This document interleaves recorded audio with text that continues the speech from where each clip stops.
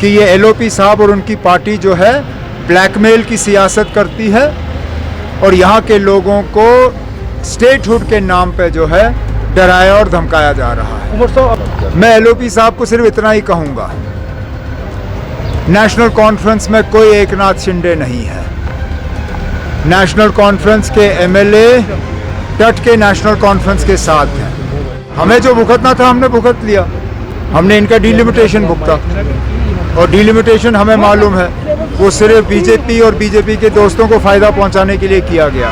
बार बार कहता हूं, एलओपी साहब अपने इन बयानों से साबित करते हैं कि जब तक बीजेपी को हुकूमत नहीं मिलती तब तक वो हमें ठीक तरह से काम करने नहीं देंगे और जम्मू कश्मीर को वो रियासत नहीं बनाएंगे। अभी तो 2029 तक हमारे इलेक्शन होने नहीं हैं। आप जम्मू कश्मीर के बारे में क्यों घबरा रहे हो? पहले तो देखें बाकी मुल्क में इसका क्या असर होगा। हमें जो भुगतना था हमने भुगत लिया, हमने इनका डिलिमिटेशन भुगता और डिलिमिटेशन हमें मालूम है वो सिर्फ बीजेपी और बीजेपी के दोस्तों को फायदा पहुंचाने के लिए किया गया। अब आगे देखते हैं क्या होता है। उमर साहब, आज एलओपी साहब ने कहा कि अगर नेशनल कॉन्फ्रेंस ने कैबिनेट एक्सपेंशन किया तो शिवसेना जैसी हालत नेशनल कॉन्फ्रेंस में होगी, पार्टी में से ही एकनाथ शिंदे निकलेगा। इसी से आपको बीजेपी के इरादों का पता चलता है।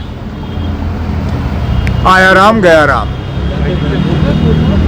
एकनाथ शिंदे निकला क्योंकि बीजेपी ने उनको निकालने में मदद की।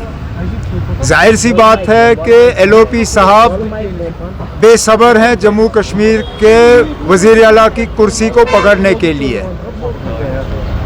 मैं एलओपी साहब को सिर्फ इतना ही कहूँगा, नेशनल कॉन्फ्रेंस में कोई एकनाथ शिंदे नहीं है। नेशनल कॉन्फ्रेंस के एमएलए डट के नेशनल कॉन्फ्रेंस के साथ हैं। कैबिनेट की एक्सपेंशन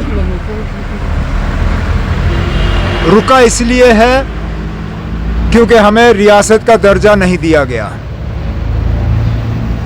कैबिनेट की एक्सपेंशन डर के वजह से रुका नहीं है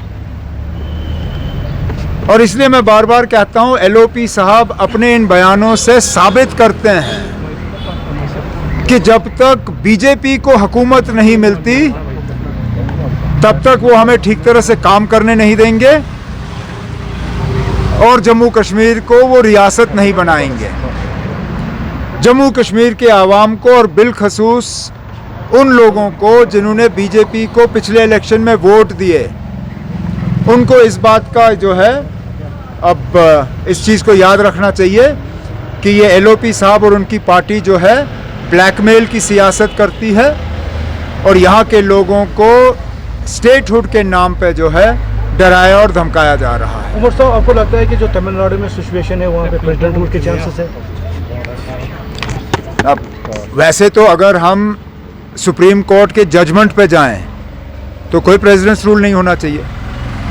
कितने ऐसे केस हैं जिसमें सुप्रीम कोर्ट ने साफ तौर पे ये कहा है कि इलेक्शन के बाद सिंगल लार्जेस्ट पार्टी जो है उनको बुलाया जाना चाहिए और उन्हें मौका दिया जाना चाहिए कि वो असेंबली में जो है अपनी मेजॉरिटी को प्रूव करें। यही हुआ था जब वाजपेयी साहब ने 13 दिन की हुकूमत बनाई। प्रेसिडेंट ऑफ इंडिया ने इंतज़ार नहीं किया कि पहले आप मुझे नंबर दिखाइए। उस वक्त प्रेसिडेंट ऑफ इंडिया ने उन्हें बुलाया, 13 दिन की हुकूमत आई। जब वाजपेयी साहब के पास नंबर नहीं थे उन्होंने इस्तीफ़ा दिया।